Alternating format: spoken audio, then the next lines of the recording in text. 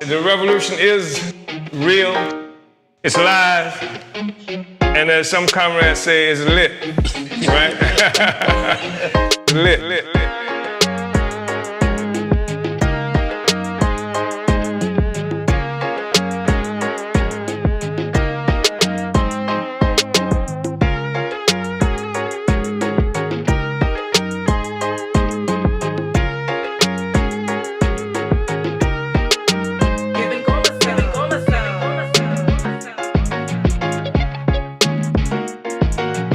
Real, live, lit.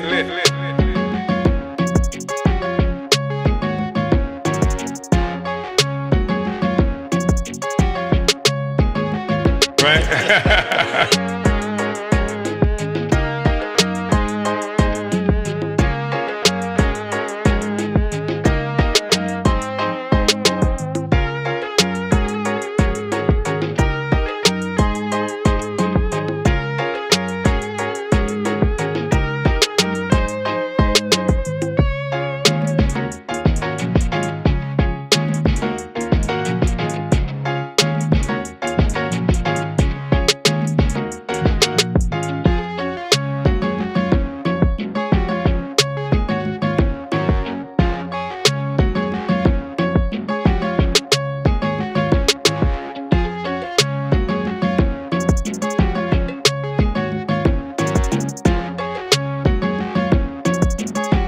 The revolution is lit.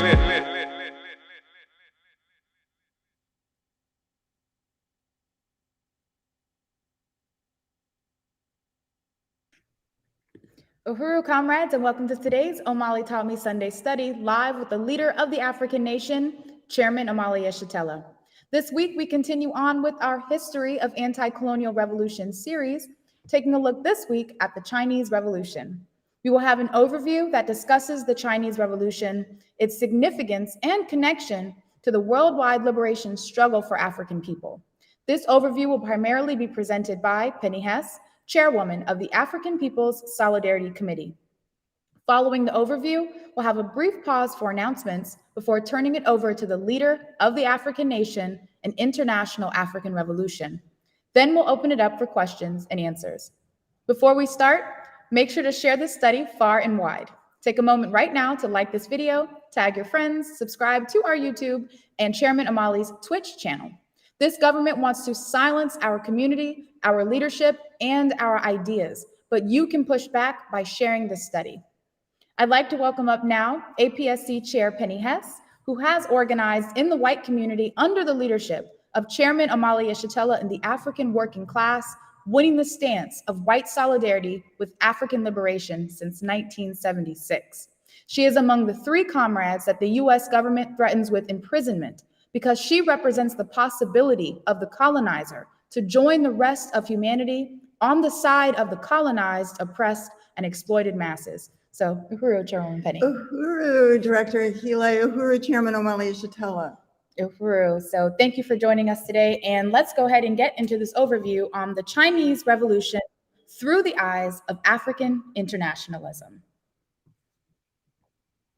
Next slide. So firstly, we cannot have a discussion around African internationalism and using that as a context to explain the historical significance of the Chinese Revolution without first saluting the author of African internationalism, Chairman Omali Yeshitela, who is not just an author of an incredibly important theory that helps us to explain the world in the current situation and articulates just the whole reality of African people, the whole existence, our conditions of existence throughout the world. African internationalism has not only gone to explain those conditions, but it has also charted the way forward, the path towards freedom and liberation for African people, and to, recorrecting the course of history that has been impacted by this question of the colonial mode of production, an analysis and understanding that we've been able to come through with African internationalism. So let's take a look at what the colonial mode of production is. So the colonial mode of production, as we define it, the inescapable dialectic which ties together the wealth of the colonizers and the poverty of the colonized, in which all goods, services, and life itself are created through colonialism at the expense of African and oppressed peoples. So essentially, that this relationship that we see where the majority of white people throughout the world own and hoard all of this wealth, where the majority of the people around the world are suffering under the worst humiliating conditions of poverty, exploitation, and oppression, that's not a coincidence, that's not a moral deficiency or anything that the colonizer has explained throughout history as why these are the conditions of Africa, African people, everywhere it is that we are. It's not a coincidental type of relationship. It is a parasitic relationship that has been imposed, and it's a mode of production that allows for, the whole white world to be able to rest on the pedestal of stolen loot, stolen resources, is able to produce and reproduce life for itself at the expense of everybody else. So in order for them to have what they have, it requires that African people and colonized peoples the world over, have to live in, these conditions. So this is African internationalism explaining why that is.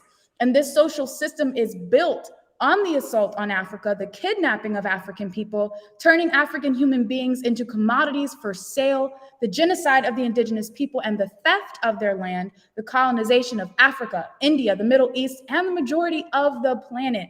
Under the colonial mode of production, the colonized and colonizers are locked together in one global process in which the parasite needs the host and the host must kill the parasite in order to live. That's the context in which we have this discussion around the Chinese Revolution, because the Chinese Revolution didn't happen separate from the whole colonial mode of production. It happened within it. And, our struggle is that the colonial mode of production has to cease to exist for the rest of the world to know genuine peace and prosperity. This relationship, this parasitic relationship, has to go. And so this is what the Chinese were in the process of in waging their revolution. But of course, the real thing has yet to be destroyed. So this is the context in which we explain the Chinese Revolution, which was a part of the process of, struggling against the colonial mode of production. So with that, I'm going to pass it over to Chairwoman Penny. Uhuru, thank you so much, Director Akile. Salute Chairman Omali Yeshitela. It is just profoundly important and very humbling. I'm very honored to be on Omali Taught Me, on the Sunday Study, and just salute Chairman Omali Yeshitela's leadership, without which I would understand nothing about any of this. And to just know all of the years of the chairman fighting for nothing more than the liberation of Africa and African people and turning the world right side up. And I know that I've seen in different situations when the chairman has been speaking that he has been, people have come up to him from Vietnam or from Palestine, occupied Palestine, and saying things like, "We need you in our country." And when we look at the understanding of what the chairman has put out about the significance of the African Revolution as the key question, the key force in the whole world, that completing the African Revolution of the 1960s is completing the revolutions of Vietnam and China and the entire world. So we are, to just be able to study this context in terms of the profound leadership of Chairman Omali Yeshitela is historic. I mean, we're part of history to be able to understand what we are doing every day under the leadership of the party. And just quickly before I go ahead, I also want to say what an honor and how historically important it is for members of the colonizer nation, the white population, to be organized under the leadership of the African working class, the Vanguard Party, with just with the understanding that our work is to go behind enemy lines, as the chairman and the party say, to win other white people, to take a stand of Black power in white face, and to fight for reparations to African people, and to be part of African internationalists speaking to other white people and bringing that, bringing that into white society and what the future is that we can be part of. So, just really want to begin by saying that, and again, just very, very honored to be under the leadership of Chairman Omali Yeshitela and to be on this program today. And as the chairman has said, he always talks about the period of time when revolution was the main trend in the world. And certainly the Chinese Revolution played a leading role in the great wave of anti-colonial movements during the period when revolution was the main trend in the world, and when African and oppressed peoples were fiercely resisting colonial domination by England, by France, by all of the European powers, the United States, all around the world. And that it was this colonial mode of production that created the suffering that African people and colonized people face every day for the benefit of Europe and the white world. As Director Akile said, one world process that we understand from the chairman, and something the chairman has called the inescapable dialectic.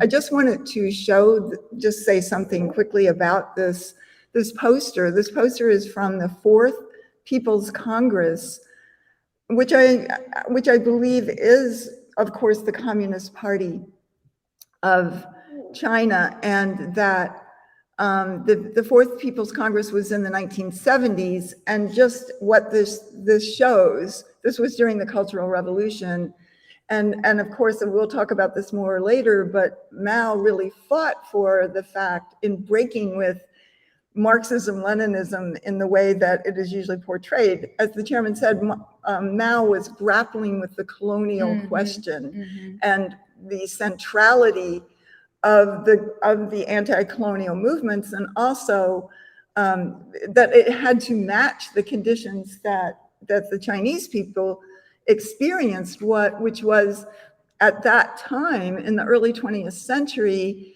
the working class, the proletariat, the industrial, the large city, the workers who would be in an urban or in a factory or kind of an industrial setting was a tiny minority. The majority of the people who were the revolutionary class were the poor peasants, who were extremely, extremely oppressed in China. And we're going to talk about that a little bit more. But I just want to show this because this poster, which is one of the very beautiful posters that the Chinese Revolution produced, shows in the background the city. It shows the city, it shows an industrial situation, but it shows in the central place the farmers, the peasants, the agriculture. And it also portrays women in leadership in a very strong way. It portrays what they call in China their ethnic minorities, the Muslim, the Uyghurs, the other peoples who are contained within the majority of the Chinese population, which is called Han.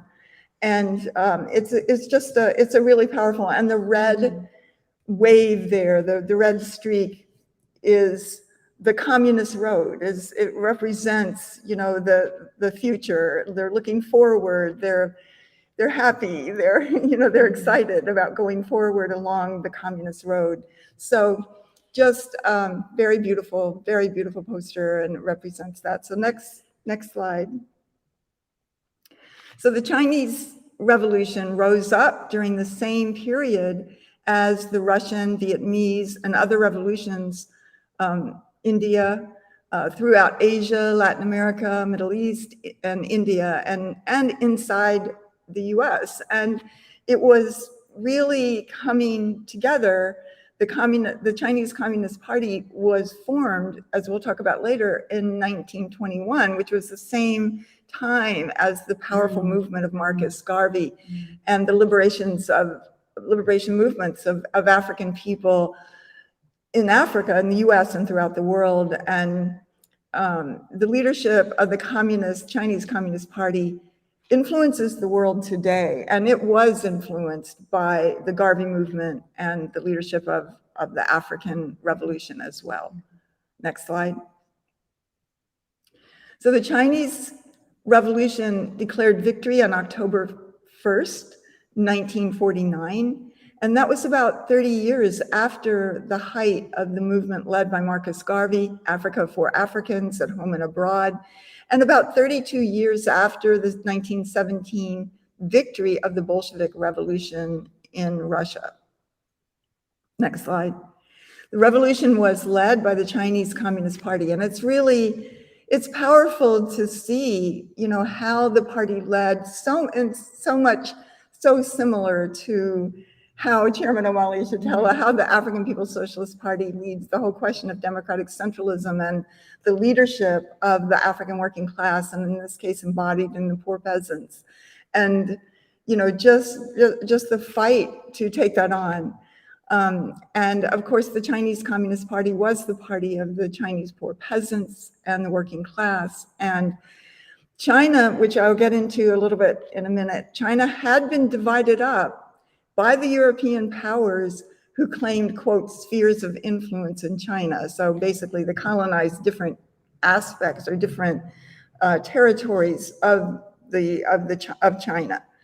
And again, the colonial exploitation of China fed the colonial mode of production, and the Opium Wars, which Britain and France waged against China, was one of what Marx's examples of what he called the primitive accumulation of capital, which he named the enslavement of African people, the genocide of the indigenous people, the colonization of India, and the Opium Wars was one of the things, and we will talk about that more. That was the method that Britain, France, and the United States used to attempt to fully colonize China, and it was also something that they made billions and billions and billions of dollars from. So next slide.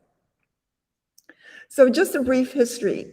China was the first place that African people settled outside of Africa 2.1 million years ago. And the oldest stone tools outside of Africa are in China. So this is just an example of some of the tools. So there is a deep historic relationship between Africa and China. Next slide. And just the book, The Art of War, was written in China 2,600 years ago. And basically, Sun Tzu was the author of that.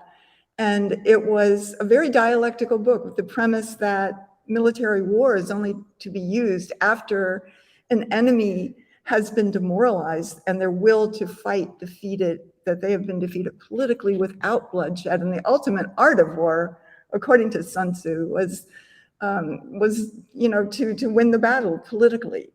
And something that, of course, we understand how much Chairman Omali Yeshitela and African internationalism embodies that understanding that, that there is the long war and the people must be won to this, so that the theory of African internationalism becomes a material force among the people. And this is what they understood and what Mao understood. The Art of War influenced Chairman Mao's book on guerrilla warfare. And just to make a point that the book, The Art of War, was published in French in 1791, and it's highly possible that Toussaint Louverture read that book, as well as many others from that time. But of course, also, the African Revolution would understand very dialectically how to take on this question of the People's War. So next slide. The Art of War states that in order to win a country, a people must have just leaders based in the people. They must have national unity and organization, and you have to know your terrain, which certainly the African Revolution of Haiti really embodies that very well. Uhuru. Next slide.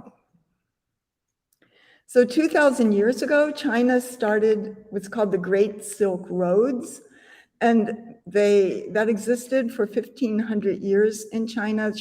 It was routes in which the people of China went into all throughout Asia, the Middle East, Africa, especially in Northern Africa, and Europe. And they sold silk, perfumes, gunpowder, which they use for fireworks, tea, jade, and other Chinese goods for items, trading with items like ivory from Africa and other kinds of material goods from other parts of the world. And it was never an effort to colonize.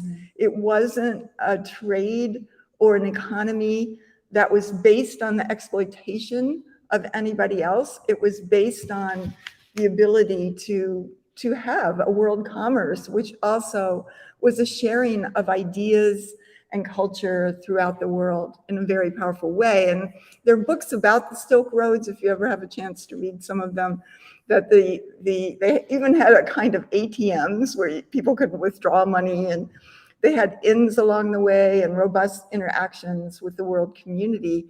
And today, China continues in what is called the Belt and Road Initiative, and it's building trade in Asia based on this history of a non-colonial, non-dominant or oppressive economy with others. Next slide. Africans also came to China along the Silk Road, and this is probably a photograph from 100 or 125 years ago of African people, African peasants in China. Next slide. There's a long, I'm not going to go through this whole thing, but China has a very long history. First recorded dynasty called the Shang dynasty began in 1766 BC. The Zhou dynasty was from 1122 BC to 221, what they call BC, sorry. And that this was the time when Confucius, who people might have heard about, who was a philosopher, who wasn't a philosopher of religion, but a philosopher of society, how to live so that everyone is happy, so that people work together. And that was that period. Then there's, just going on, the Qin dynasty, the Han, the Sui, the Tang, the Song dynasty, the Yuan dynasty, and the Ming, and then the Qing, which was the last dynasty that was overturned by the Chinese nationalist movement in 1911 and 12. And we will talk about that a little bit more. So next slide. So the first Opium War, was called the Opium War, begun in 1839, and it went to 1842.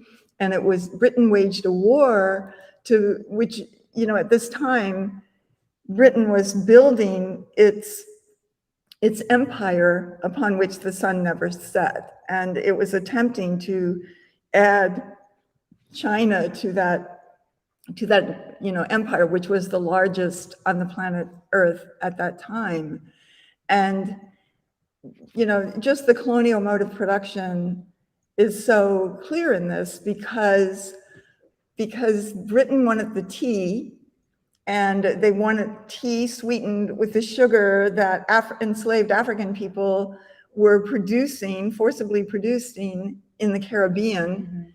And they wanted their coffee, they wanted their rugs from the Middle East, just this whole looting of the rest of the world. And Britain was already addicted to its tea and its sugar in 1839, and that they were saying to China, we're gonna impose, or we're gonna sell opium to you. We want we want free trade, just as with the enslavement of African people.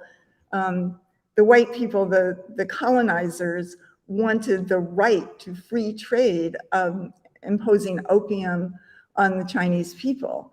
And Britain had already been imposing a colonial illegal drug economy in China for a century prior to that. The Qing dynasty was collaborationist, it was neo-colonial, but yet it had a certain pride, and it was saying that that the opium was grown in the British colony of Bangladesh, which is part of India, and Britain demanded free trade for opium in China. And China was like, hell no, you are not bringing opium into this country. And were prepared to wage a war on that. And that Britain defeated China with cannons fired with Chinese gunpowder in big ships. And China was forced to concede at this time Hong Kong and the right of, quote, river traffic to Britain. And I just want to say on that, but it's really powerful that they were able to fight off this war for 3 years, from 1839 to 1842. So they did have a powerful fight back. And when they say the river traffic, what they're talking about is how people, including from the United States, if they would go on river boats, like through the river, the Yellow River and the river that's in Shanghai, and go out into the provinces and sell opium. And it was like, people say, oh, the old wealth of white power, like the Roosevelts. That's how they got their money. Mm-hmm. They said that if somebody went to China for 4 or 5 years selling opium, they would be, being drug dealers, they would be so wealthy that they could live the rest of their life on that. And so, it was really a typical vicious colonial imposition onto the people of China, which they fought fiercely against. Next slide. The Second Opium War, France teamed up with Britain against China from 1856 to 1860. Next slide. The Opium Wars, again, were listed by Marx as primitive accumulation of capital along with the enslavement of African people, which was the cornerstone of the world colonial mode of production, which opened the door for everything that came to follow in terms of the colonization of the people on the planet Earth. Next slide. So the colonization of China, again, it was called zones or spheres of influence. And this shows a big pie. They divided it up, and after the First and Second Opium Wars, Britain, France, Portugal, Germany, and Tsarist Russia had zones in China where they sold drugs, where they imposed drugs on the people and made millions of dollars from that. Next slide. So this was taking place at the same period as when the Berlin 1884 and 85 conference to carve up Africa and the ongoing wars of occupation against the colonized peoples. Next slide. In 1899 and 1901 was called, the colonizers call it the Boxer Rebellion, which is a derogatory name. The Chinese name is the Yihequan, the Society of Righteous and Harmonious Fists. It was an anti-colonial resistance movement using martial arts, using their body as weapons. And it actually took an alliance of the armies of the US, Austro-Hungary, Britain, France, Germany, Italy, Japan, and Russia to defeat this rebellion in 1901. Next slide. And this is a period because the Qing dynasty was collaborationist and very oppressive. It was a Manchu people that I don't, I'm not prepared to speak about what that is exactly, but they were called the Manchu, and they forced the Chinese men to wear their hair in long braids.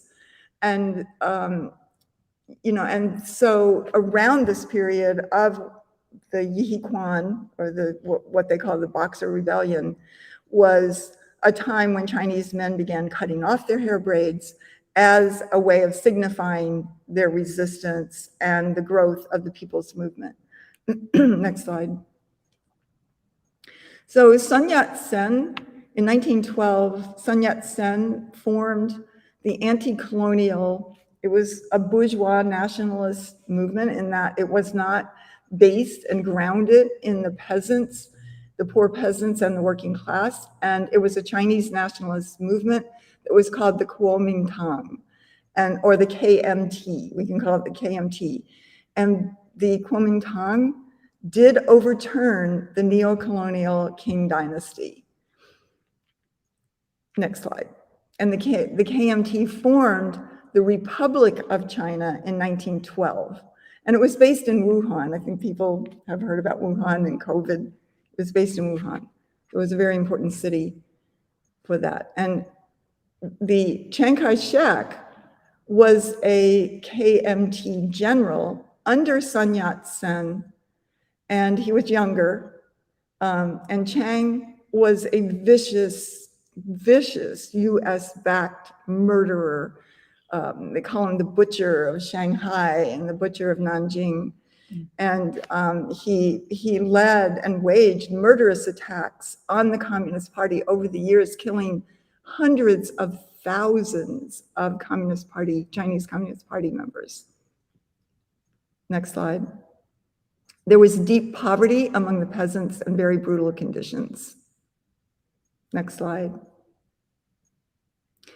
In 1919, which, if we think about that, like what was happening in the US, that was a period that was called the Red Summer. It was the emergence of Marcus Garvey. It was a period of huge resistance in Chicago and many other rebellions of African people who had returned from the Second Imperialist War in some cases and were fighting for the African liberation inside the US, and it was a period of great struggle and turmoil around the world.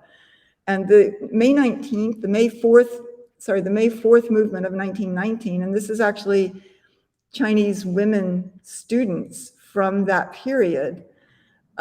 It was an anti-colonial student movement. It was also connected to a workers' movement. And the particular thing that they were struggling against in 1919 was that the Treaty of Versailles, after the First Imperialist War, the Europeans gave parts of China to Japan and Germany. And again, they were like, hell no, you're not doing that. And that was the rise of slogans like "Down with the Imperialists," and the students and others began to read Marx and Lenin. Next slide. In 1921, a small group formed the Chinese Communist Party. This was Mao Zedong, who at that time was about 28 years old, was one of the founders of the Communist Party. And Mao came from the peasants. He was himself a peasant. His family, they had apparently a little bit more resources than many of the other peasants. I think he was a teacher. He went to teacher's college, that kind of thing. Next slide. And at first, the Communist Party of China worked in alliance with the KMT, with the Kuomintang, who were nationalists. They were working together with that as they were growing and developing it in the early part of the 20th century. This is Mao with Chiang Kai-shek. Next slide. And early on, Stalin and the Soviet Union supported the KMT as an anti-colonial movement and had put the condition on the KMT that they would only give it material support if they allowed the Communist Party to be in the ranks of the Kuomintang. Next slide. In 1925, Chiang Kai-shek succeeded Sun Yat-sen. Sun Yat-sen died, and Chiang Kai-shek became the leader of the KMT. Sun Yat-sen was a more moderate, a more middle roader in a sense.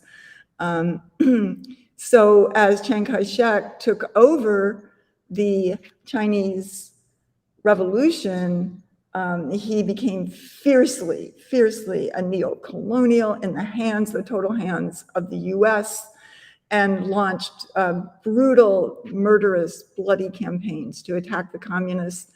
And he was backed by the colonial powers. Yeah, he was a brutal anti-communist, backed and armed and funded by the US. Next slide. In 1925, In Shanghai, which is, let me just say that Shanghai was the largest city of China. It was a place where petty bourgeoisie from all over the world lived there, including from the United States. It was a place where, white people from different parts of Europe were living there, and the US. They were doing a lot of opium. It was just what they called a wide open city where the colonizers could do whatever they want. And the Chinese people were brutally enslaved. And so this Communist Workers' Revolution, uprising, took place in 1925. It was led by Zhou Enlai, who became, as many know, a very, very important leader of the Communist Revolution as well. Next slide.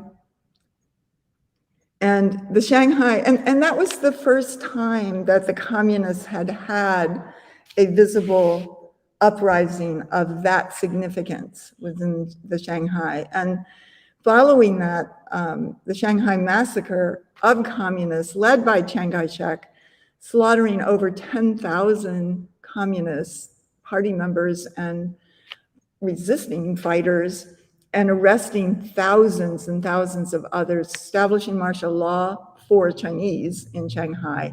And they called it the White Terror. And I think it's really interesting that in the Bolshevik Revolution as well, the reactionary forces backed by the US are always called the white Russians, and the White Terror, the White Chinese. Next slide.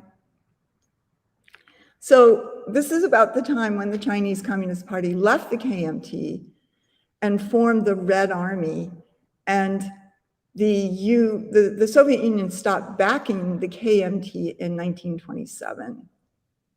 Next slide. And Mao, and he was not yet in full leadership of the Communist Party, but the Communist Party determined that it needed to focus on the countryside and not be in Shanghai and later Nanjing, which were the cities at first. They had to begin building in the countryside. So this is a beautiful poster of Mao marching with the peasants in the countryside. And yeah, so Mao was clear that the base of the party was in the peasants, the poor peasants. Next slide. The Chinese Communist Party had to struggle with Russia to support them, and under Stalin, let's say under the Russian Revolution at that time, they were not that helpful. They were pretty unresponsive to the struggle in China, and did not send them resources of any significance. And also the Communist International, which was a lot of communist parties from the US, from Europe, all the peoples that were in that, they make a commitment to send forces to any revolution, but they never sent any to the Chinese Revolution. Next slide. Also, the USSR, the Soviet Union, and the Communist International imposed a German leader to head up the Communist Party, Otto Braun. And Braun didn't even speak Chinese. And it was, it's just sort of the white left imposing on that. And luckily, Mao was able to kick his ass and get him out of there. But that was a short, a certain period in the period of building for the Chinese Revolution. Next slide. In the 1930s, the Chinese Communist Party was in turmoil, with opportunist forces contending with Mao. So Mao had not consolidated his power, his leadership at that time. Next slide. So they were, again,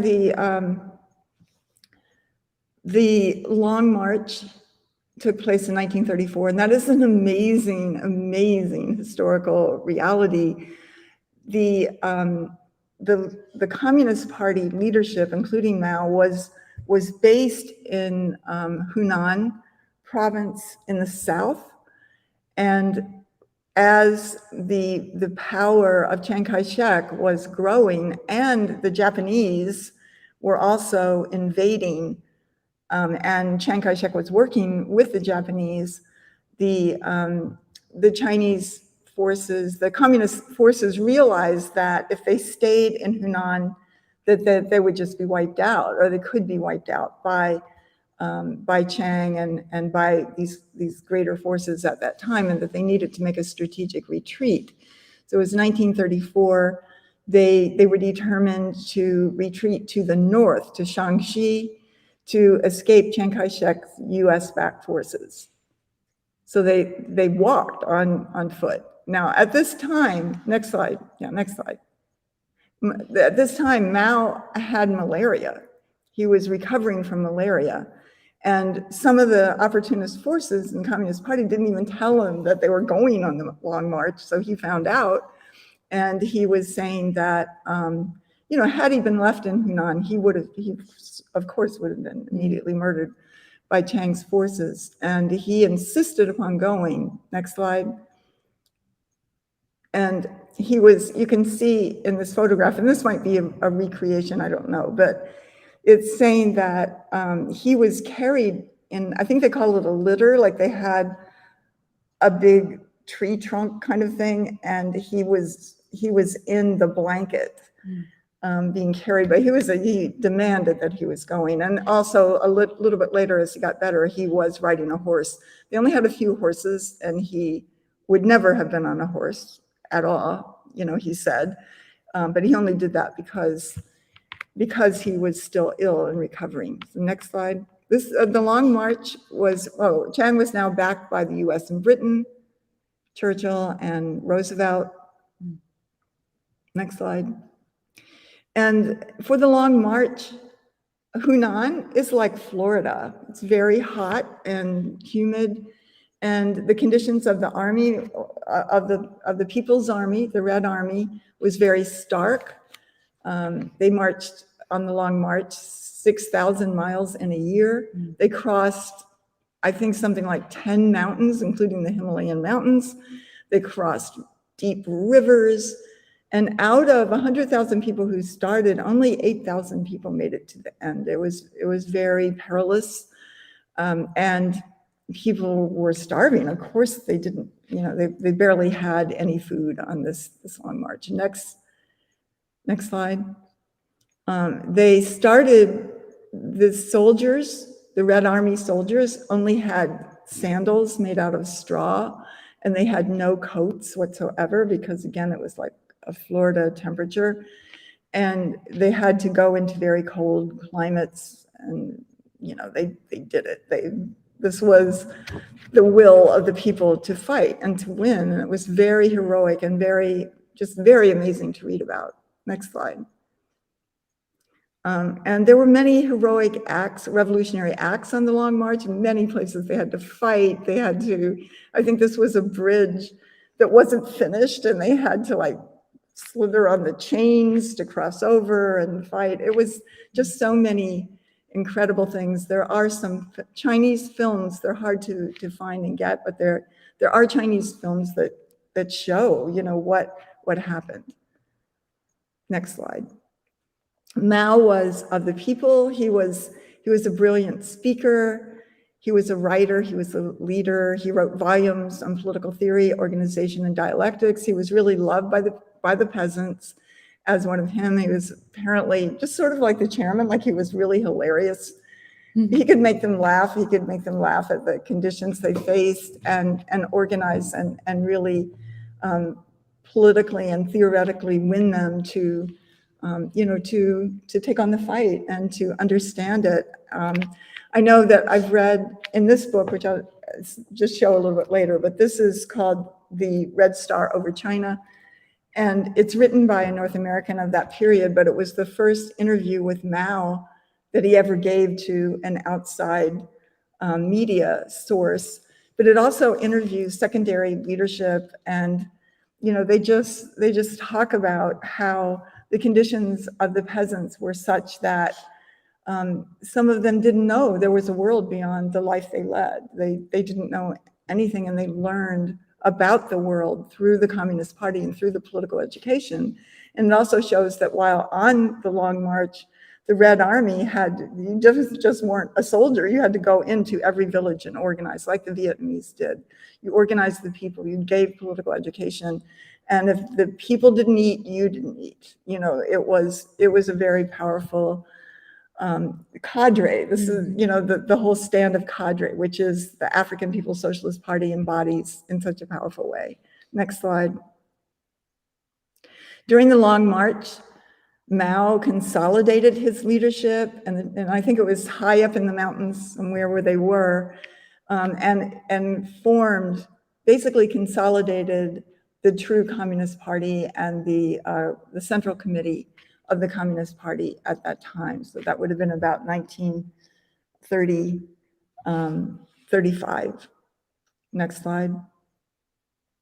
So Mao, as the chairman said, grappled with the colonial question and always said that they were Marxist-Leninists with Chinese characteristics. Mm-hmm. He always, you know, made that they weren't, you know, just mechanically accepting the analysis of Marx. And the chairman has laid out why Marx was wrong, why Lenin was wrong, because the central question that the system, capitalism, colonialism, was built on the assault on Africa as the central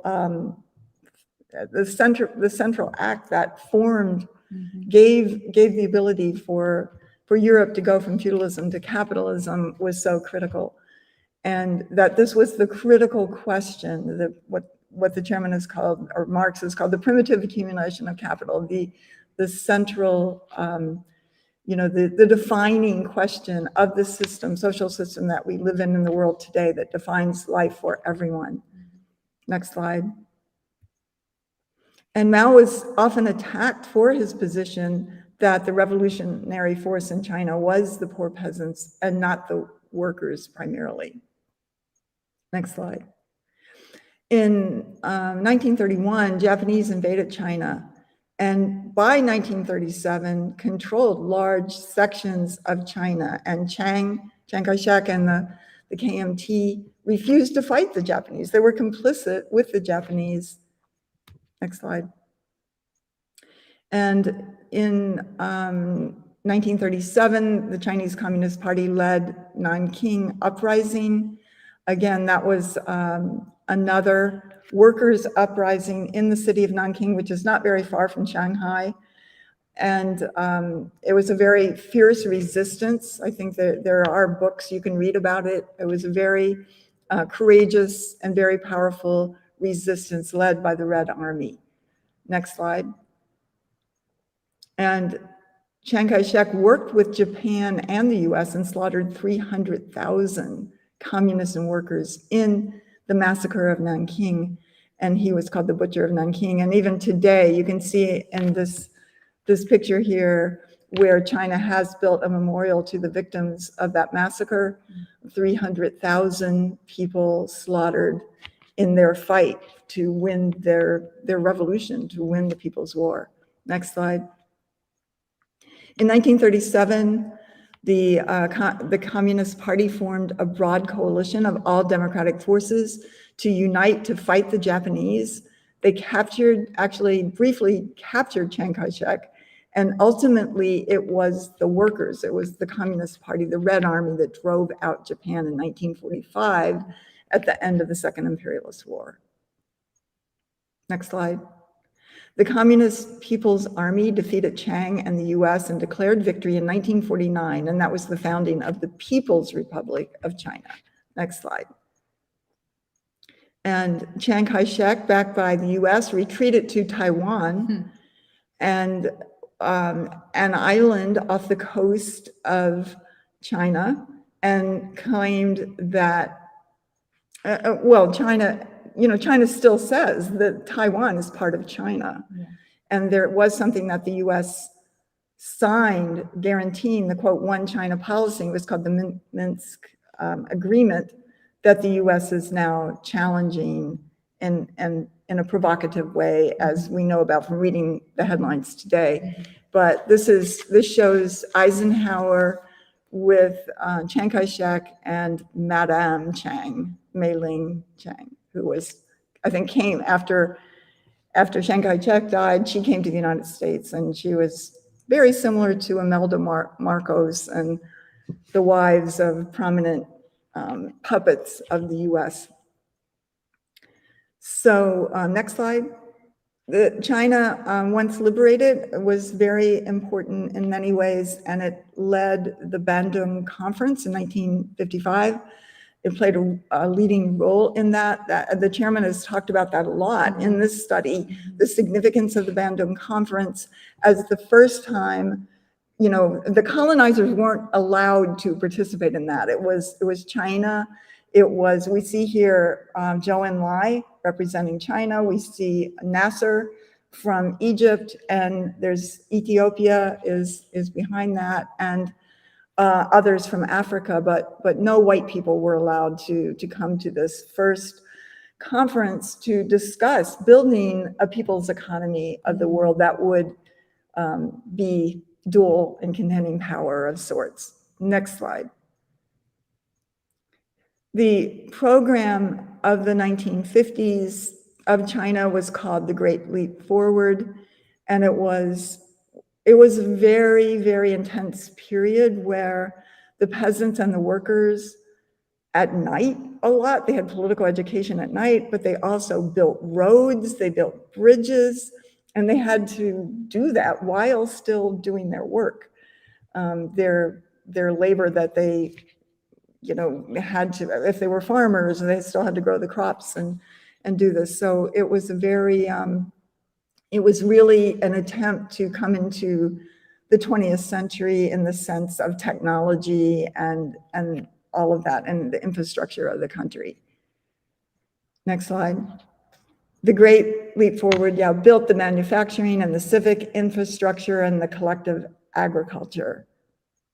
One of the things that I have read, you can leave that slide, that one of the things I have read is that mostly the peasants and the workers did the work. The petty bourgeoisie did not do the work. And you know, it was the beginning, it was the early days of the liberated China. So the petty bourgeoisie would step into more administrative roles. And so, you know, Mao in particular really fought that the people would be empowered and, you know, in an ongoing struggle. So next slide.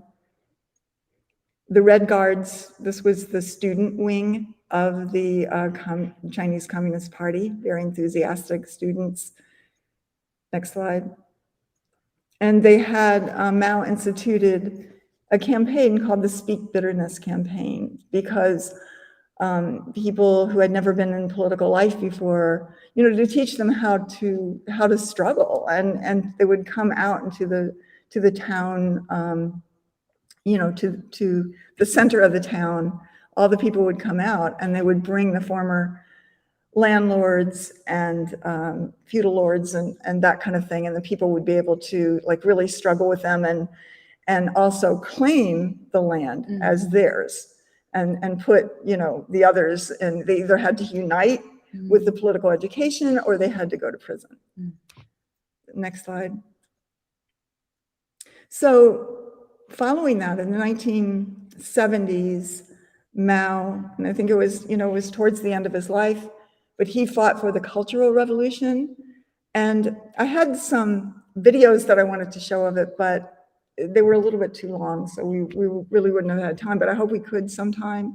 But the Cultural Revolution, in a way, was again about empowering the working class and poor peasants to struggle, to lead, to take on everything. And in these, you know, in the different kinds of things that they did is, for example, in the school, in primary school and middle school, a teacher did not have more power than the students. The teachers could not punish the students. They could not call in the parents. They had to win struggles politically, and they had meetings with their students. And there's like videos of that. It's very powerful. They had to win them to the stand, and sometimes they had to make self-criticisms if the students had criticisms of them. And you can see in some of these videos where the students have, you know, their armband as they're part of the Red Guard, and they're struggling, and it's very incredible. They had political education that boys children were not valued more than girls, and women's leadership was built and respected and fought to be respected. And they show a women's fishing team, and just going into different kinds of labor that had not been there prior to that. They also talked about how how a workers' brigade, how they were paid, that each person had to come to a meeting twice a year and say what they thought they should be paid, and everybody else struggled with them. You don't need that much, whatever. And it came to, and that's how it was done. It was all like a whole new, it shows a pharmacy where the person that went to school to be a pharmacist, a kind of doctor, had no more power than just somebody working as a clerk, and how they had political education and struggles and really worked to rebuild the society. And some of the things that's in these videos is how happy the people were, because the workers had power. It was very, very, very amazing, really beautiful to see. Next slide. I'm sure I'm over time. Yeah, I just wanted to say, if you want to read a little bit and get a sense, the thing I like about this book, Red Star Over China, is that it interviews people who were like middle-level leadership in the Communist Party, not people that you've ever heard of, just regular people that like we would know, and just how they saw it, what they did, and what they had been prior to that. So yeah, it's very, very, very great to see. And then of course Mao's death was in September 1976, just before the formation of the African People's Solidarity Committee by the African People's Socialist Party, which had been formed in 1972. And it has been on a, quote, capitalist road. Deng Xiaoping and others, the capitalist roaders, were there. So, we have seen that and what has happened. It is not the Communist Party in the same way, but it is still, they say, the Communist Party in power. Next slide. Mao has to be still upheld in China. They cannot let go of the leadership. The people, the peasants and the workers uphold Mao. And that China, today we know it's building the BRICS. It's still working along the road, so to speak, of the Bandung Conference of Brazil, Russia, India, China, and South Africa. And now, as we see, if we read the paper, that the BRICS are getting stronger and stronger to such an extent that the US dollar is in peril. And we see a realignment of the world, not necessarily on a revolutionary front right now, but against, as the chairman has summed up, against the domination of the US, the hegemony of the US, and aligning in a way that is fortuitous for the African Revolution and the revolutionary struggle to win. Next slide. The African Revolution, led by the African People's Socialist Party and Chairman Omali Yeshitela, is the only thing that can complete the Chinese and world revolutions. And this is one of their posters, a beautiful poster that shows, it really is a tribute to Africans in the US, and that might have been either Paul Robeson or Robert Williams who was the model for that, for that person. But it shows revolutionary workers behind him, around the world in a beautiful way. Uhuru. Next slide. And Mao supported African people influenced by Robert Williams in 1963 in a piece called The Statement Supporting the American Negroes in Their Just Struggle Against Racial Discrimination by the US Imperialism. Mao wrote, "The evil system of colonialism and imperialism arose and throve with the enslavement of Negroes and the trade in Negroes. And it will surely come to an end with the complete emancipation of the Black people." And this is Mao with Robert Williams of the Black Power movement of the 1960s. Next slide. So the party is winning. Hands off Uhuru, hands off Africa. Uhuru. Uhuru, wow. Wow, such a brilliant presentation. Really want to salute Chairwoman Penny for presenting this, putting this together, and bringing this discussion here today. And I'm very excited to deepen this discussion with Chairman Omali Yeshitela. But just a couple of things that we want to say, and we're going to do announcements before we introduce the chairman. But just really profound things that we just discussed here. First of all, how when we look at this analysis of the Chinese Revolution through the lens of African internationalism, one of the things that becomes clear is that the world as we know it today has been defined, and history has been defined by the colonizer. And so when we're able to break through this with this type of discussion, we're able to see the world as it actually is. And as the chairman said, if we are aware of what we have done, we know what we are capable of, we know what we can do.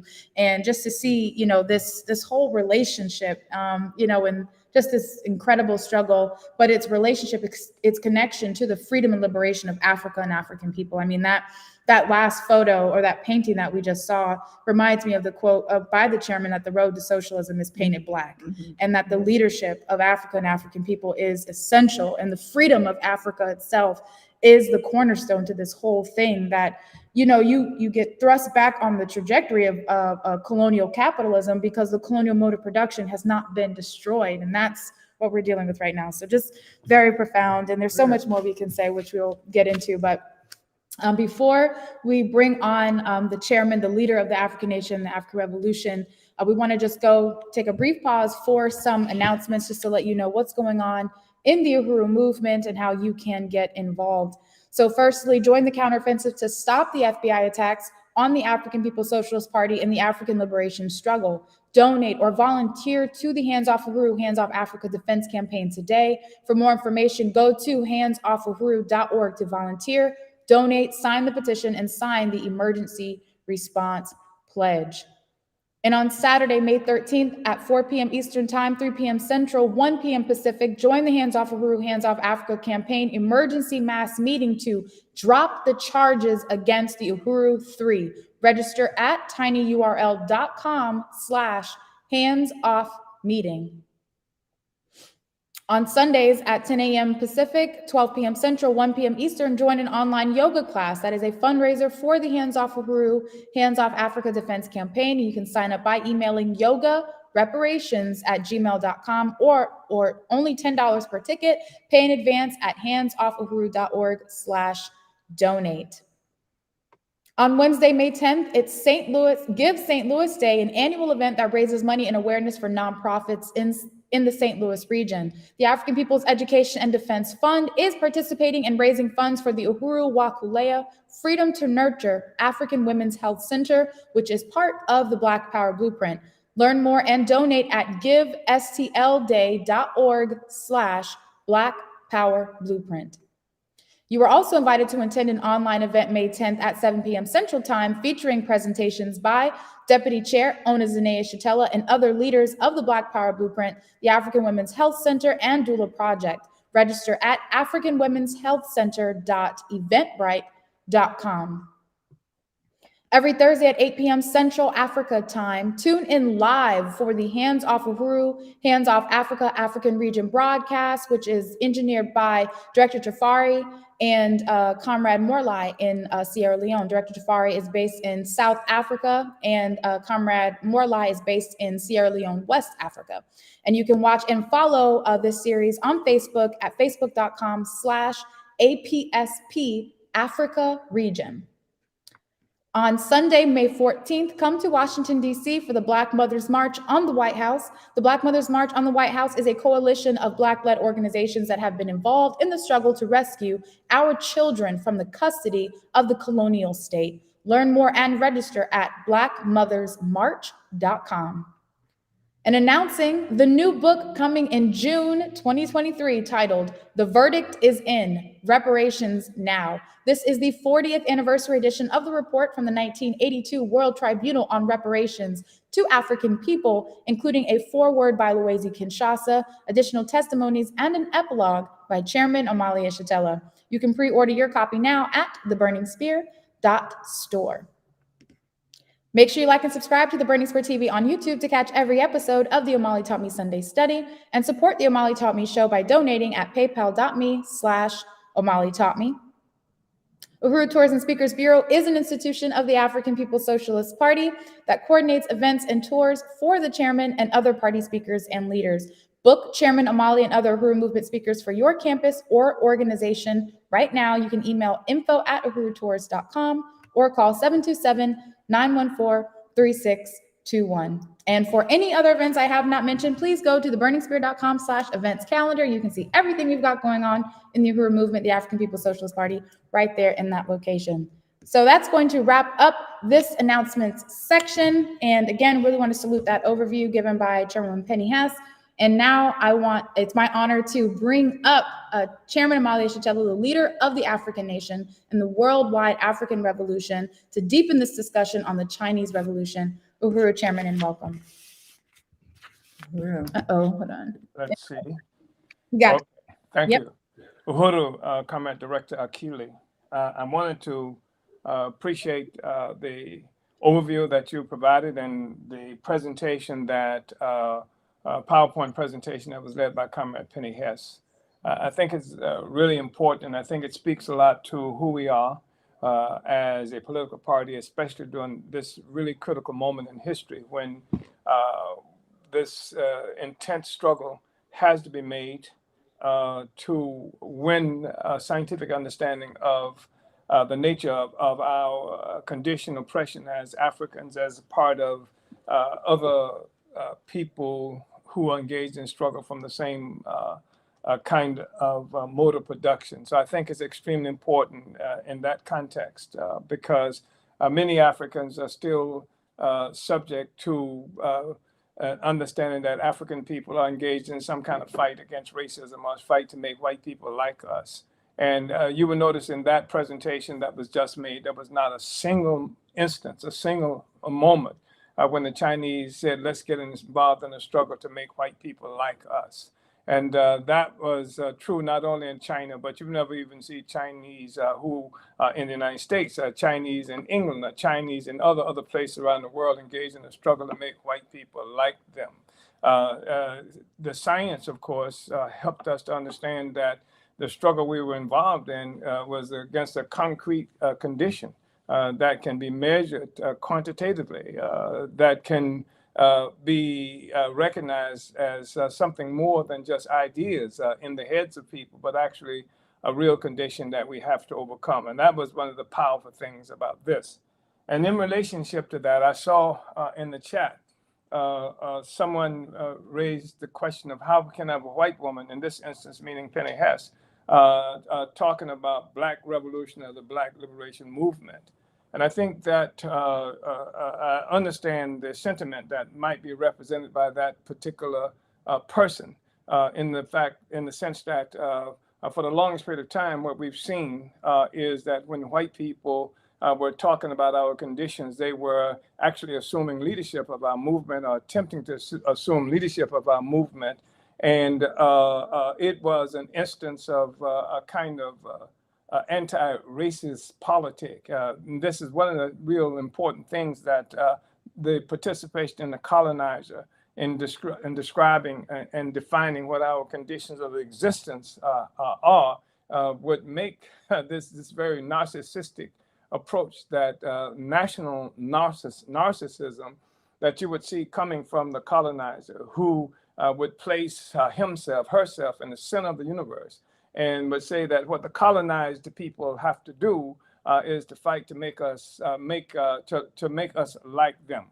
The colonized people have to become more like the colonized, have to assume the identity of the colonized and things like that. So that helps to that contributes to an assumption that would be made by the person who commented about why would a white person be talking about Black liberation, because again, it's a false assumption. It's based on a kind of anti-racist politics, anti-racism politic, and we're not fighting against racism, we're fighting against colonialism. And once you know that you're fighting against colonialism, you know that it's possible to unite with most people in the whole world, including the colonizer, who can struggle against colonialism as opposed to the simply fighting against the ideas in the heads of white people, which we've been directed to be involved in. And if you don't understand that, then it becomes difficult. And I've seen this with certain Black nationalists who even recognize the relationship with people in Nicaragua, people in the Middle East, people other places, because they're not quote unquote Black. But we saw a picture here of Comrade Robert Williams, who was a dear comrade whom I knew, and there with Mao Zedong. And Mao Zedong is making a statement about the African people in this country and the history of the development of capitalism itself based on the enslavement of African people, and that the liberation of African people be critical to the destruction of capitalism. And this was something that Mao said. He's a Chinese, so should he not say that? It's an objective truth. And it's speaking not to the question of racism. There was not a single word that was quoted from Mao, but I like Black people, and I like Black people should like us. It was a scientific assessment of the history of this relationship. So I wanted to make that comment. Also, I think it's really important when we look at the Chinese Revolution, any revolution that's happening any place in the world. Now, there's a glaring flaw that has to be overcome, and that Mao struggles fiercely in dealing with this. This is why there is this concept of Marxism, Leninism, Mao Zedong thought. The Mao Zedong thought was the application of what they characterize as Marxism, Leninism, and giving it what has been talked about as a Chinese characters, but it was more than Chinese characters. In fact, the vast majority of the peoples of the world were engaged in a struggle against colonialism. We had been reduced to a status of peasantry, maintained that relationship, and the reason we were there on those conditions is because the nature of capitalism and how it came into existence, sucking the blood and resources from the colonized peoples of the world.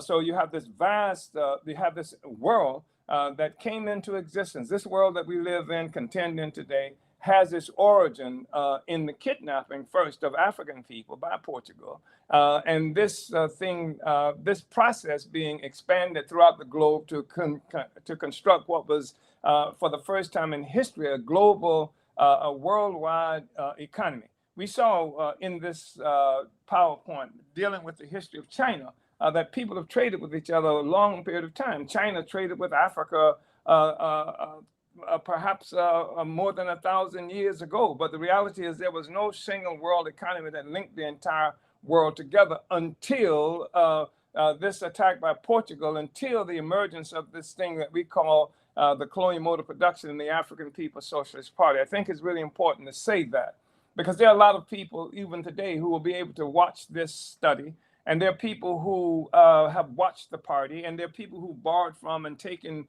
certain ideas from the party, certain obvious concepts from the party without understanding the theory that everything that we say is based on.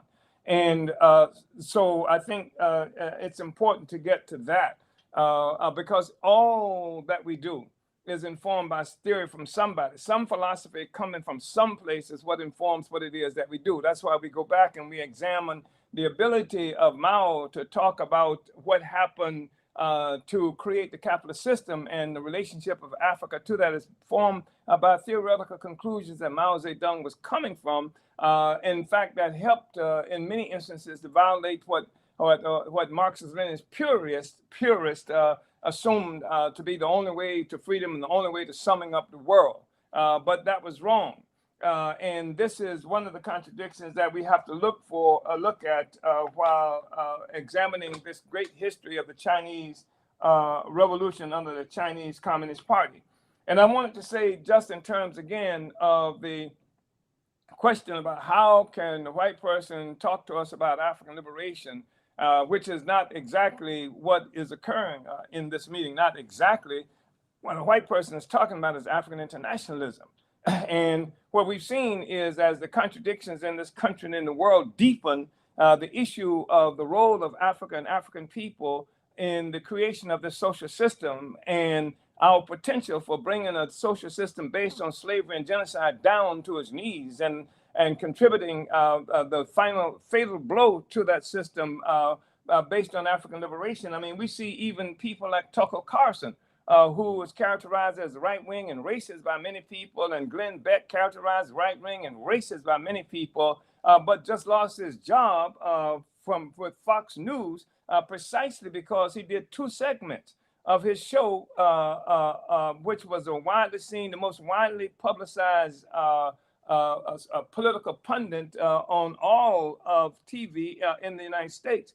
He did 2 segments on this attack on the African People's Socialist Party by the government, and the week before that has spoken to the Heritage Foundation, a reactionary entity that's associated with the University in California. In fact, gave Kerensky a job after the Russian Revolution kicked him out of Russia, and he found his way to the United States. He was working there at the Heritage Foundation. So a week before this presentation, these segments that were brought to a huge audience by Tucker Carlson, he spoke at the Heritage Foundation, condemning the same thing. And so can they not condemn that based on the fact that they're not part of the African Revolution? Is there not a logic and a science? I mean, in this instance, Carlson was speaking to the whole question of simply democratic rights, constitutional rights as enshrined in basic documents of the United States itself. And obviously, this assault on the African People's Socialist Party was about a part of that. So I want that dragon to be laid to waste. That dragon has to be slain, this whole notion. And like I said, I understand the origin of somebody making that statement, but we've been involved in a struggle as a party achieving science to recognize the objective basis for unity between all the peoples in the world, and how there can be an objective basis of unity between even members of the colonizers with the colonized. And in this video of this presentation that we saw around the history of the Chinese Revolution, I think it's really important that we see the significance of the Revolutionary Party. And the Revolutionary Party under the leadership of Mao Zedong, it was crucial for the development of the struggle, and that it was not an easy thing to be involved in building Revolutionary Party and leading a Revolutionary Party and a revolutionary organization on the ground. I had an uncle who used to say, and he was a pretty tough guy, he used to say that a conversation is the cheapest commodity on the block. Everybody's got a conversation.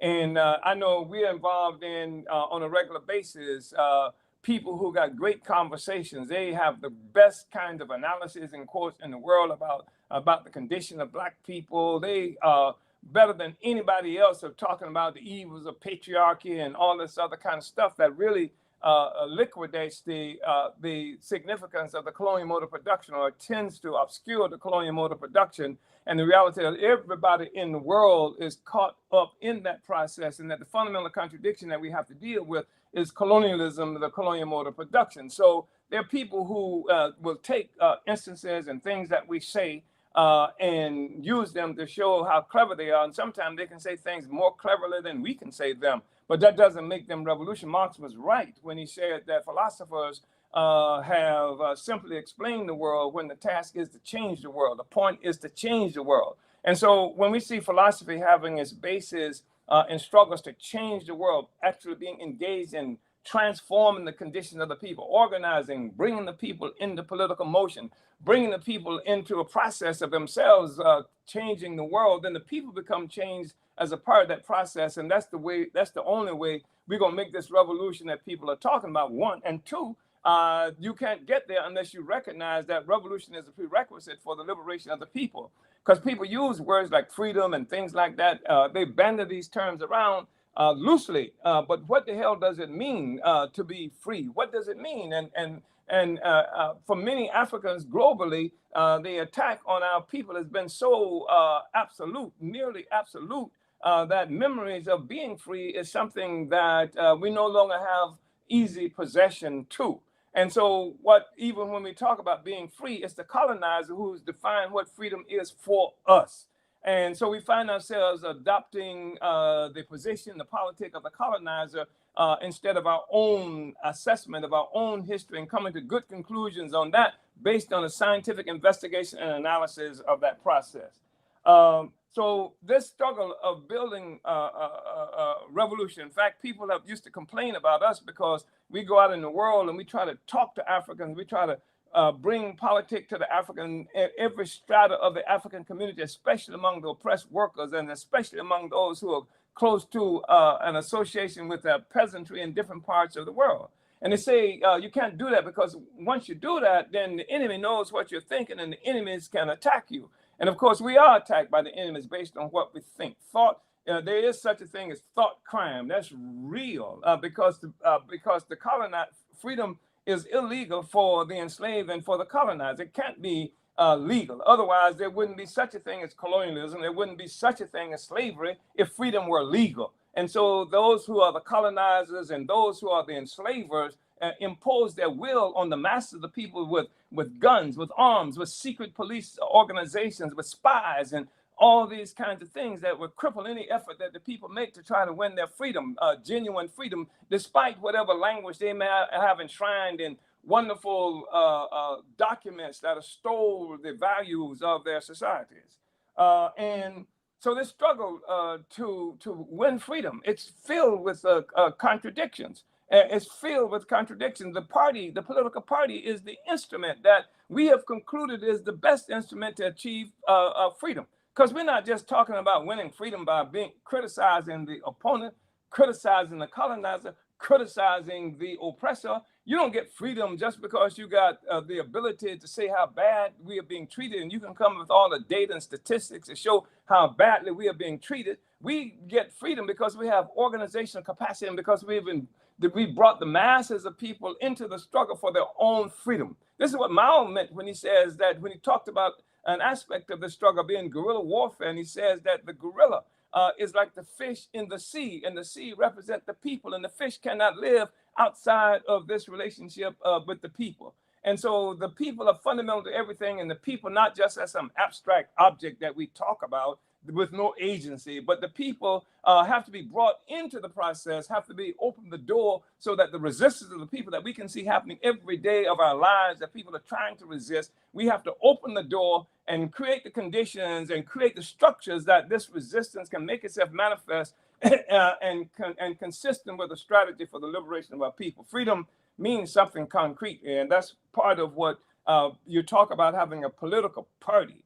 And if you're really interested in freedom, you have to have an instrument to take that freedom. That freedom has to be attained. It's not going to be handed over to us just because we make a good criticism of the colonizer. You have to have the instrument. You have to have the organization. You have to have the capacity. You have to have the ideology. You have to have the tactics and strategies that promote taking power in the hands of the people. That's when you've got freedom.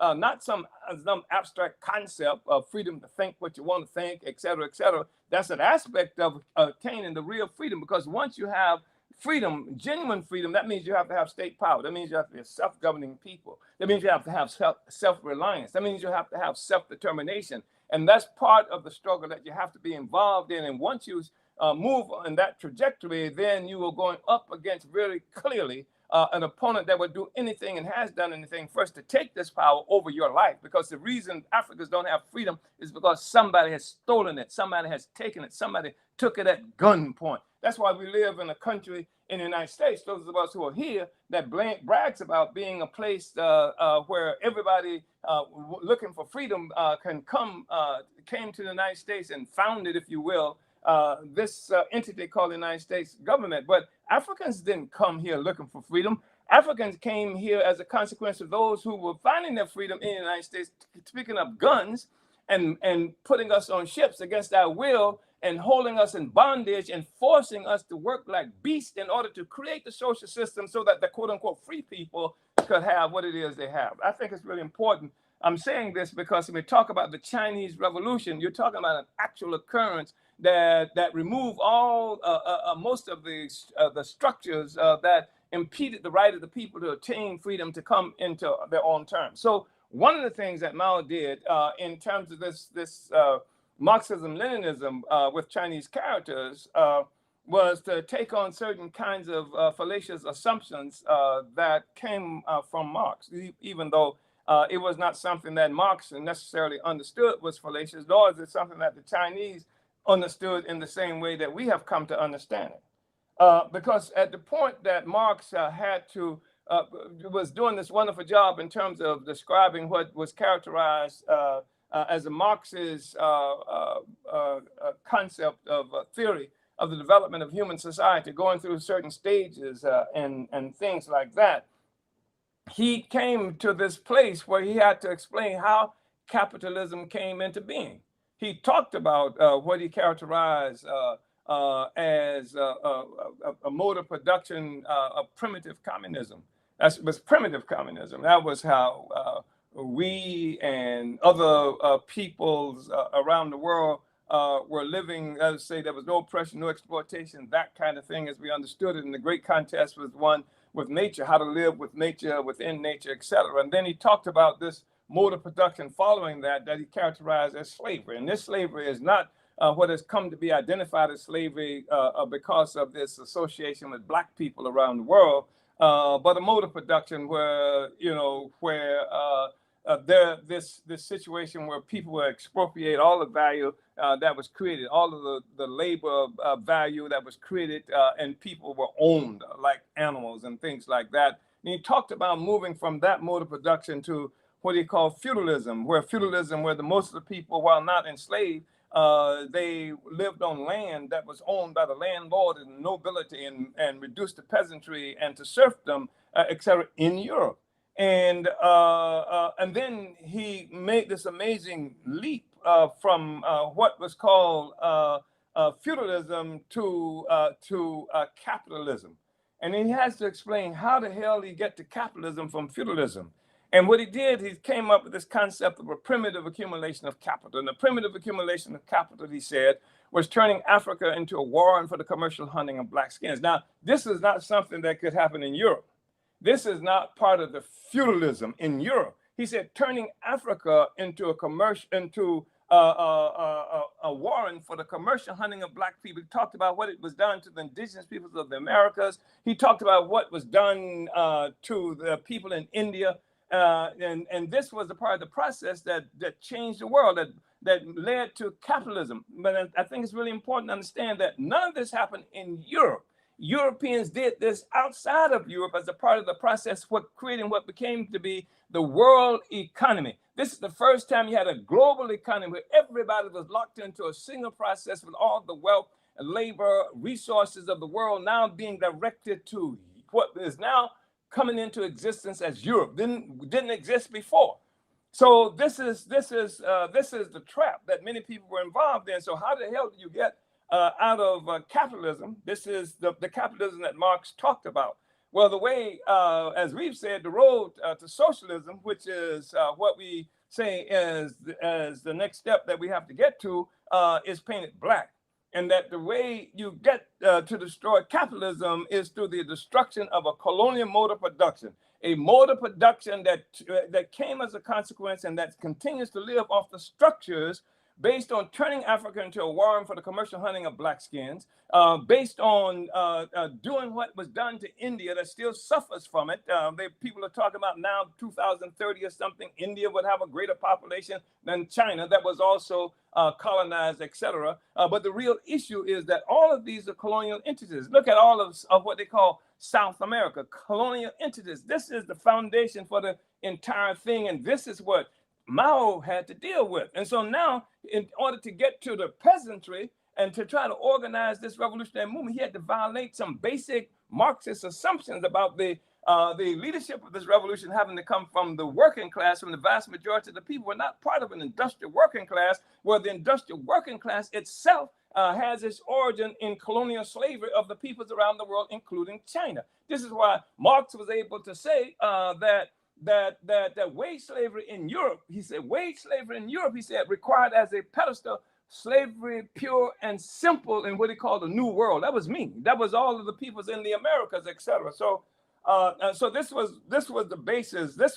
Mao had to break out of that, and he had to fight against people in the Chinese Communist Party to make that point.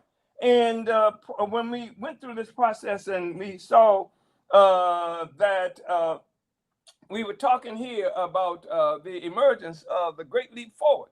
And the Great Leap Forward, I think that was something like 1954. And Chinese Revolution happened in 1949. The Chinese Revolution happened in 49, and the enemies of free people, and especially ensconced in the United States, were determined to destroy the Chinese Revolution. There was even discussions about whether they would use atomic bombs, atomic weapons against China. And then when the people in Korea made this amazing struggle to win their freedom under the leadership of Kim Il-sung, and then you had the intervention by the United States government. You had General MacArthur, who they got freeways and things like that named for in this country today, who wanted to lead this struggle and go through Korea, use Korea as a bridge to go into China to attack China. And of course, the Chinese understood what was happening and moved against them and pushed them back across the Yalu River. And that's where you got this North and South Korea, like you're talking about two people. No, you got two situations created as a consequence of imperialism not being able to completely capture the entire Korea, and the Chinese Revolution helping to push them back. And this was a part of the process that the colonizers have been utilizing to maintain the colonial mode of production. They do anything necessary in order to do that. So Mao had to get around that. Mao had to be able to go to the peasantry, and he had to do it within an organization whose ideological foundation up to this point was Marxism-Leninism, that did not allow that. They didn't call for that, did not permit that. That's why it had to be Marxism-Leninism with Chinese characters. So I think it's important to recognize that. Then you had the Great Leap Forward that happened in 1954, I think it was. So this is something like 5 years after the Chinese Revolution. China's still poor. China's still trying to capture its resources. The imperialists in England still has control of Hong Kong. That fight is still happening today about Hong Kong. They're talking about Hong Kong democracy and the democratic movement in Hong Kong. What they call the democratic movement in Hong Kong is an extension of the struggle of the imperialists to maintain control of China. China is determined to have its territorial integrity. And the same thing is what we hear about Taiwan. So China, and under the leadership of Mao Zedong, made a great struggle. And in 1954, they're still trying to get out of this economic encirclement that's imposed on most of the world by a colonial mode of production, in particular countries, the dominant colonizer countries that are defining what how the world economy is going to articulate itself in the world. And so to break out of this, the Chinese Mao initiated this thing called the Great Leap Forward, where they're going to try to, in a real rapid kind of industrialization and bringing China up into the modern world, where it was capable of doing everything it needed to do for itself. And we heard during the PowerPoint much of what China was able to do during that process, but it was limited. And it was limited in part because it is the world economy. It was not just the Chinese economy. The world was moving in a certain way. England was, because it didn't just have Hong Kong. It had Jamaica. It had Bermuda. It had much it had Nigeria. It had something like a quarter of the world's population was dominated by these tea-sipping Brits who controlled much of the world. And so, and then you had the French, who still control something like 14 different territories on the continent of Africa that they claim is their territories, and that they've got linked, they're in a death grip to their economic interests and what have you.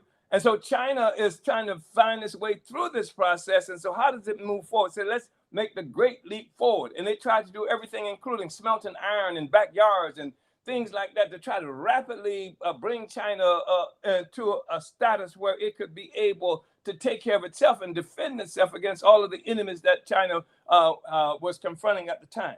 And then you had the petty bourgeoisie who laid in the cut. And some of them were members of the Communist Party itself. And this is what I mean in terms of like a revolutionary party. It's not just some walk through the park that's you have without incident. You had like Deng Xiaoping, who came to power subsequent to the death of Mao Zedong, and huge struggles that happened inside the Chinese Communist Party, he was considered one of the capitalist rulers, because even as China's revolution was happening, there was sectors of the petty bourgeoisie that was taking the road of capitalism. That is to say, was assuming that the China could be, the Chinese people could be have what was needed under capitalism, which is to say, in league with the colonial powers. And Mao had a different position than that. In fact, Deng Xiaoping was put they put a dunce cap on him and sent him to work in the countryside among the peasants and the farms. And Mao Zedong characterized a certain way, shoveling, manure and what have you, get his hands dirty like the masses of people in China. And so when Mao pushed for the for the revolution, the Great Leap Forward, many people who were part of China, the leadership, and that did everything they could to undermine that struggle, so that they could not accomplish what Mao was attempting to accomplish, partially because they united with the basic assumptions about Marx and how progress would happen in human society, what was necessary for the development of human society, etc. And so they drug their heels, or they exaggerated. They did things with such an exaggeration that it was doomed to failure from the very beginning. And this was an attack on that. And the Great Leap Forward was characterized by some as a failure, and it was something that undermined the leadership of Mao Zedong. So Mao now has to fight still for his own position. This is the Communist Party that he's involved in trying to fight. And so how does he do that? He unleashes the mass of the people, because Mao always understood that the people are central to everything. And the Cultural Revolution was something that he utilized, that was utilized by Mao and people who were close to Mao to attack the capitalist rulers, try to cleanse the ranks of the Communist Party. You heard Malcolm X once, who was talking about the Chinese Revolution. He made the point at one time that he saw while he was in prison, and he says, I was in prison. Don't look that way because I say I was in prison, because we're still in prison, right? And he said he saw a photo of a Chinese Revolution, and how there was a Chinese girl who had her uncle or somebody was on his knees, and that she was executing him. And he said that was the Chinese Revolution. And one of the things that Malcolm said he appreciates is there are no Uncle Toms left in China. But Malcolm, they did leave some. And so the thing is that struggle happened inside the Chinese Communist Party. There's some people who attempt to mock us because they're people who hate our party, people who hate the leadership of the African working class, claim that there's an enemy to the revolution that's made himself manifest in certain ways today, that's attacked the African People's Socialist, because he was once in the African People's Socialist Party. And when he was kicked out of the African People's Socialist Party, he initiated a fierce campaign of slander and what have you against the party. And then people who hate the party, people who hate the revolution, people who hate the African working class will say, yeah, see, you trained him. But I trained the person who made the claim. They don't say that. And the fact that they were trained inside the party trained everybody who was in the party. And so to say I trained him, I trained the director of agitation and propaganda. I trained the people the comrade who just did the PowerPoint. So that's not the point. The point is that there are struggles that happen up inside political parties, political organizations, that can be as intense, because they are not just empty struggles. There are struggles for the direction of the revolution that's going to liberate African people, that's going to liberate the masses of working peoples around the world, and especially the colonized. So they did everything they could to block the Chinese, the Great Leap Forward, and then the Cultural Revolution was something that helped to re-achieve the leadership and authority of Mao Zedong and the Chinese Revolution. And there were capitalist rulers inside the Chinese Communist Party. And I read once when Mao was saying, "You want to know where the capitalists are? He said they're here in the Central Committee." And so there's no such thing as this pure process through which we go through to achieve power. It gets nasty sometimes. And our enemies are vicious, and they'll use everything they can to attack our revolution, to attack the rights of our people to be freedom. They don't want our people to be able to have access to our own children, our own resources, or anything like that in the world.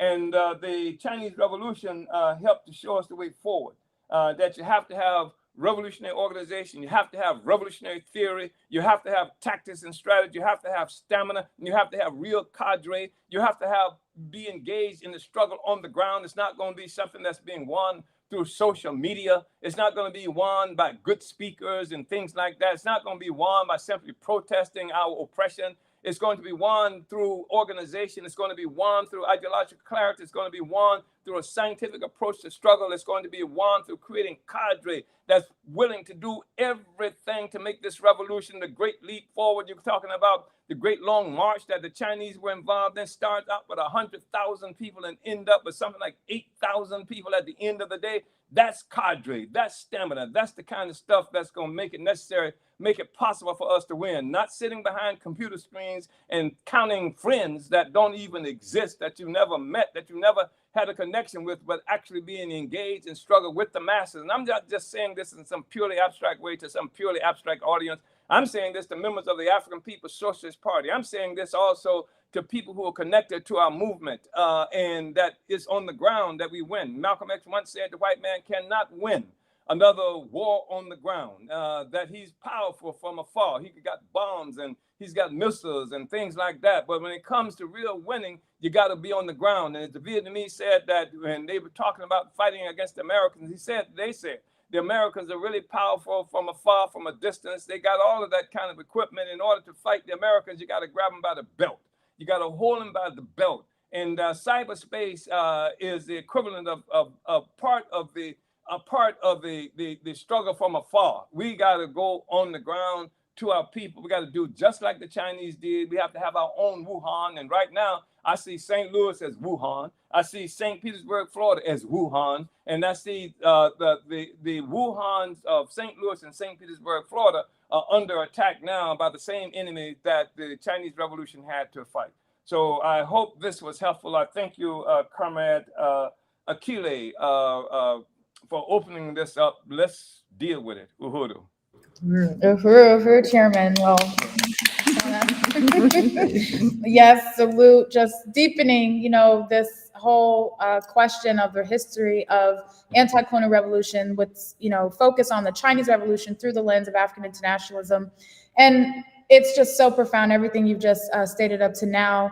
And, it just really helps to understand, like how you say you can't come into the middle of the movie and then be like, this is where history starts and where the whole understanding starts. Like, this is where the beginning of this world as we know it today starts from, the assault on Africa, the assault on the majority of the world in the theft of land and resources that didn't occur in Europe. It happened when white people left Europe to the rest of the world. I mean, that's so important to understand. And, even when we look at things like Taiwan and Hong Kong and trying to understand what, that is, it's like, it starts right here. This is where you have to go in order to understand, these things. So just really want to appreciate, what you've laid out up to now and helping us understand this question. We do have maybe a couple minutes or so for maybe one or two questions.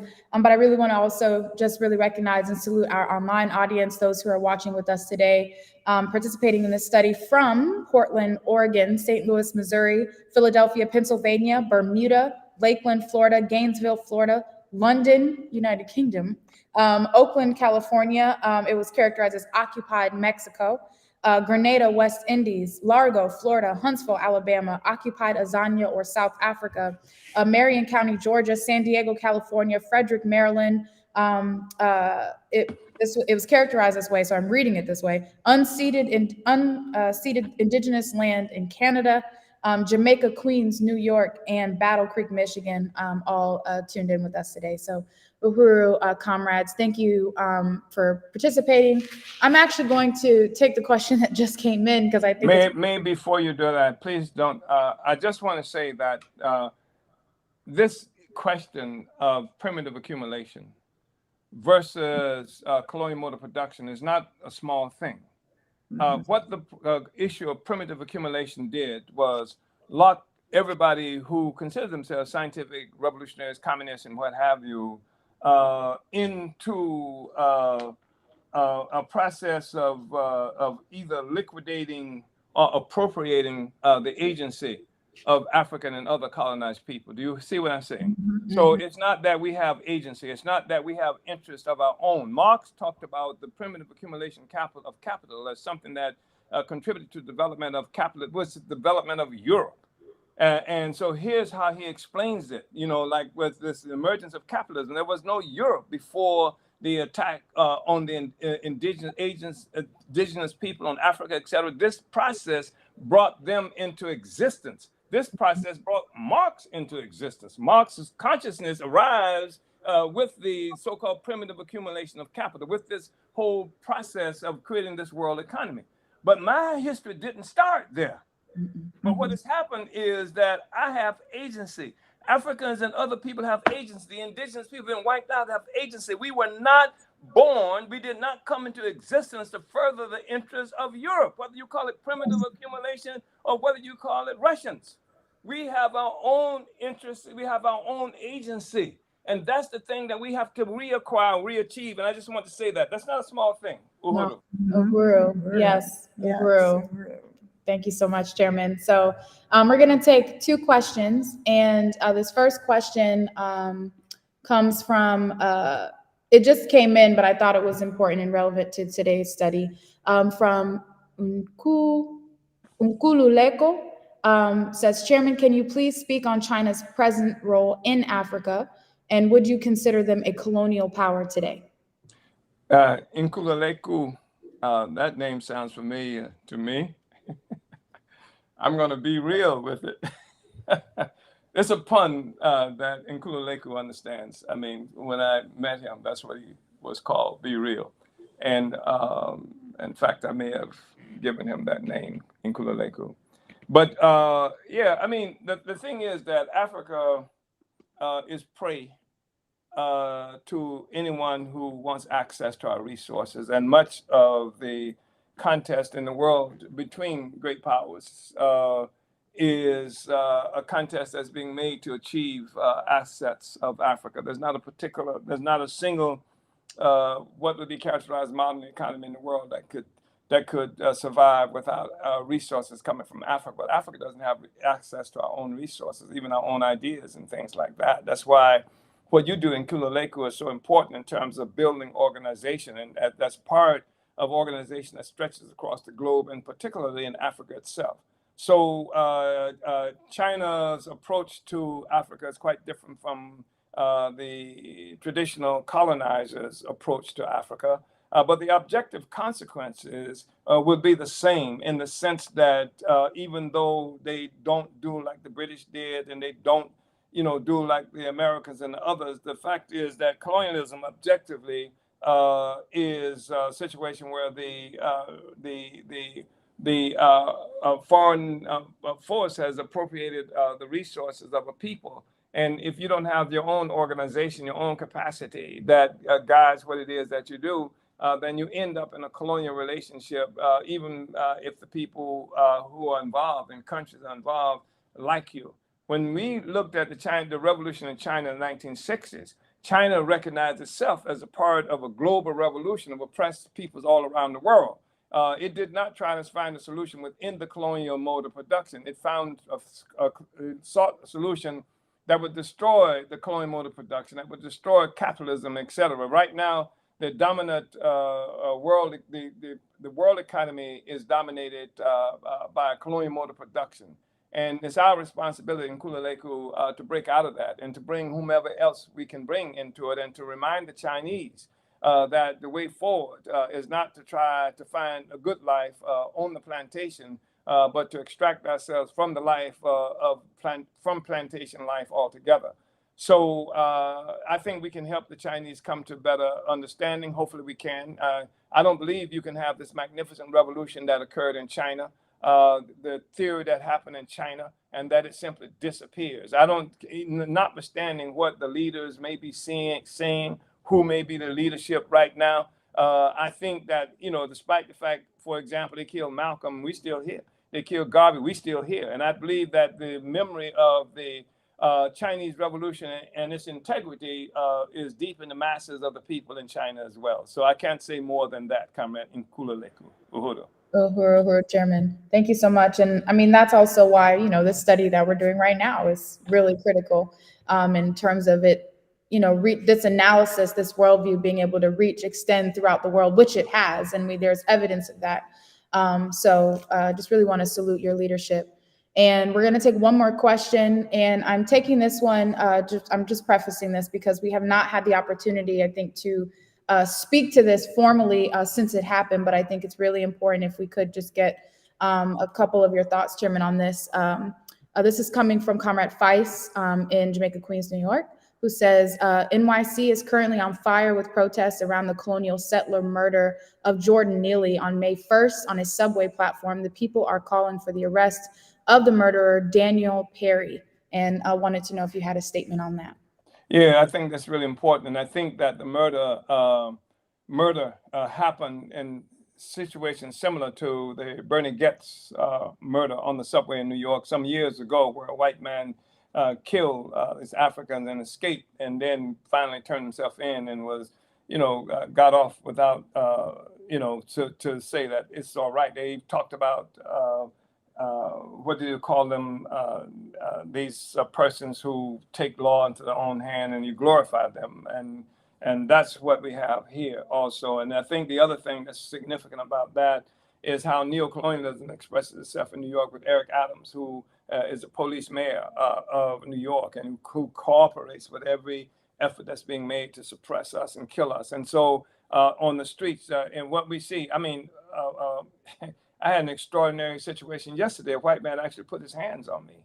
And this is the colonial crisis is such that and Africans and people, and we are like central to it, and the identity and happiness and et cetera of white people are associated with that. So I just think that that we have to use that as an opportunity to organize and to take science into that struggle and to be involved in every one of the protests and deepen it beyond what the reformists are talking about, Comrade Feist. And that is to say, by helping people to understand that, helping to understand the state, helping to understand the colonial state as distinct from the state in general, but the colonial state and how it articulates itself. And in so doing, what we also help people to understand is this whole idea of the people's state, the white people's state. Because the reality is that the colonial state was facilitated, the capture and holding of African people by popular participation by white people who enlisted us, who was the slave catchers and all of this other kind of stuff. And that's what we see in New York. So we have to build our organization, and we have to educate people, organize. That's what we have to do. We have to organize, and we have to take the science revolution to the masses, and we have to use this as an opportunity to do that. Uhuru. Uhuru. Thank you, Chairman, and thank you, Comrade Feist, for that question. And I would say as part of the Chairman's answer, we got to move the spear in those. Thank you. Yes, move the burning spear newspaper. Yeah. Uhuru. That's our weapon, by the way. Do you want to put a chokehold on the oppressor?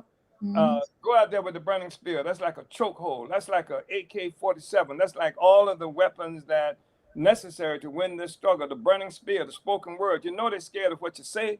Mm-hmm. They're scared of what you're thinking, and that's why we're facing charges now. What you say, what you think, etc., is a powerful weapon. Take the burning spear out. Uhuru. Uhuru. So, Chairman and comrades, so we're winding down in time, and this is the part where we just get any closing remarks. So first, I'll start from our featured guest today, Comrade Chairwoman Penny Hess, and then Chairman for closing remarks. So, Uhuru, thank you, Director Achille. And Chairman, I just really want to salute you for giving us the understanding of the colonial mode of production, which gives a clear understanding of the whole world, history, today, what the task is, and the fact that because, as you said, white people have been actively carried out enthusiastically the white people's state. We have done everything to carry out the verdict of colonialism for our own interests, and that we have an opportunity today, because of the colonial mode of production, to understand that there is one revolution in the world, and that is the African Revolution, and that is our revolution as well. And we have a place in it under the leadership of the African working class and the colonizers of the world. We have to go in, retrieve those stolen resources, reparations, turn them back over, and to do everything possible behind enemy lines to forward the future of the planet, which is the African Revolution, African internationalism, and Chairman Omali Yeshitela. Uhuru. Uhuru. To share Yeah, I this- want to thank you. I just think so much has already been said. I really want to appreciate it. And I think I would really like to invite everybody here to access 2007 presentation I made in Huelva, Spain. If you look at that presentation, where it's the most fundamental summation that you can get around this whole question of colonial mode of production, and also it's a presentation that belies every charge that's been made against us, that Black people do not have agency, that it took some other government to give us direction, and that you see that we aren't saying anything new now. In fact, same set of circumstances existed in Spain that we've having to deal with right now in terms of being criminalized. So I want to thank everybody, and perhaps someone in the comments section can help people to access that 2007 presentation that was made in Spain at an international conference there. Thank you, comrades. Thank you so much. And let's go to work and let's get free. That's what it's all about. Let's be real. Uhuru. Uhuru, Chairman. And Uhuru. for everyone watching, you can access the Chairman's presentation in Huelva, Spain in 2007 on the Burning Spear TV YouTube channel. It's one of the first videos to pop up. So go to the Burning Spear TV on YouTube to catch that presentation, and we'll also feature it in an upcoming Omali Taught Me Sunday study. And thank you so much, comrades, to the leadership, Chairman Omali Yeshitela, Chairwoman Penny, for your participation today, and all of you for viewing. Please make sure to like the Chairman's pages on every platform where he's featured: Facebook, Twitter, Instagram, and Twitch. And of course, subscribe to the Burning Spear TV on YouTube to catch every episode of the Omali Taught Me Sunday study. Uhuru. Hands Uhuru. off. Hands off Africa. Uhuru. Relentless. Then